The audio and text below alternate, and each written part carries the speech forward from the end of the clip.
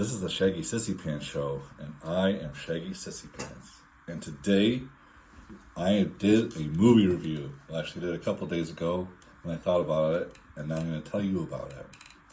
So I like watching movies, and so I tried to think of this objectively, I think is the word. I came up with 8 categories that I'll tell you real quick. First, the overall length of the movie. 2, the pacing of the movie. 3, the plot or story.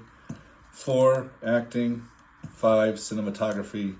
6, effects. 7, movie as a whole. And then 8 for additional notes.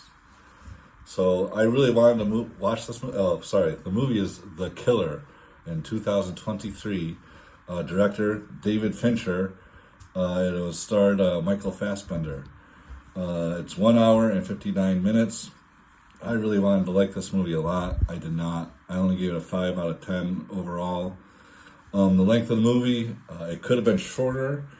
I understand that they draw out some of the shots to make it more dramatic, but I don't think that in this movie it added to the intensity of anything. I don't think it worked with the movie as a whole.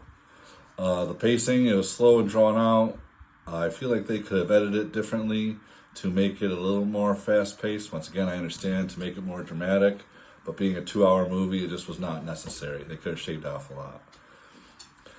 The plot and story, my notes actually say, meh. Didn't know who the sister was, quote-unquote. Don't want to give any spoilers. Maybe there will be. Spoiler alert, just in case. So we'll throw that out there. The sister, she was not very well defined at all. And the importance of her to the main character was not really described that well. So I feel like if they added more to her character development or character bio, we would be more invested and see how important she is.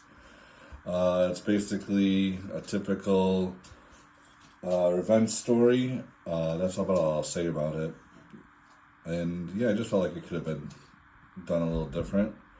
I do like Michael Fassbender for acting.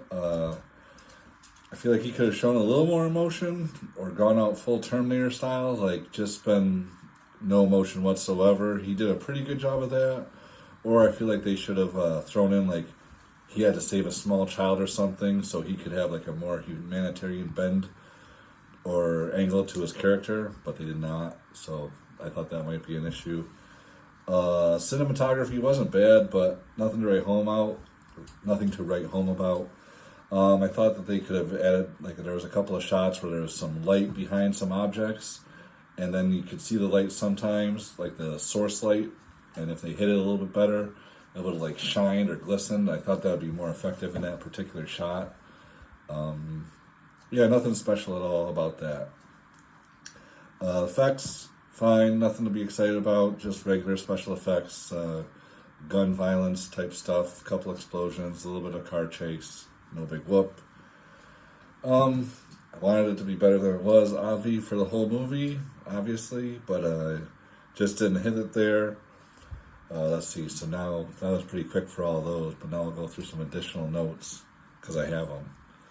Let's see. They should have focused or explained the boy-girl relationship more, like I said. The part where you see his Amazon... Oh, there's a scene in the movie where his Amazon order from his cell phone is displayed on the screen. And I thought that was a quirky thing that didn't really fit with the rest of the movie, unless, like, he pandered to that throughout the whole thing. Just an oddball throw in the movie. I didn't really... Once again, don't think it added to the movie at all. Let's see... bad guy killers from friend and death. Oh yeah, so there's some super bad guys in the movie, and they don't have any history. You don't ever see them until the end of the movie, and then they're like, "Oh, you can't kill me because I'm so bad." Oh, drink time. Game on. So yeah, if characters were defined a little bit more, or you might have saw them a little bit earlier in the movie, like little snippets, you would have been more invested in their deaths. Because at the time I was just like, oh, another person dead, who cares? Let's see, what else do we write on there? I can't really tell you that for... Okay, spoiler alerts. So in this movie, this guy says, like, oh, I like to get close to the people and make their deaths look like an accident.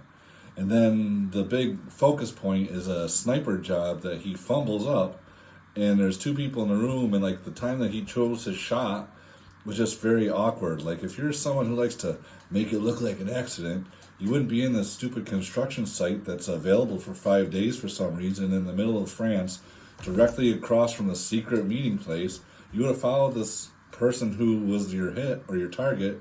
You would have followed them home and like killed him in the bathtub or something. So the whole premise of why this movie is starting is because he missed a hit, and it was just, I didn't like that at all. I felt like if he was that good, he would have gotten the guy much earlier. Let's see. Okay, yeah, and that's about it. So overall, 5 out of 10 as a whole. Overall length of the movie, we'll say 3. I was gonna say 4. Actually, I was gonna say 5, but we're just trimming it down. 3. Pacing of the movie, 3. Plot or story, we'll go down to 3. Acting, we'll go down to 5. Cinematography, we're going down to 3. Special effects, we'll leave it at 4. Movie as a whole, we're going down to 4. So yeah, 4 out of 10 for The Killer, 2003. If you would like to see it, it's on Netflix, it's available. I definitely wouldn't spend money on it, and I'm definitely glad I didn't see it in the theater. So that's my idea for a movie review. Hopefully you enjoyed it. Have a nice day. I'll see you real soon.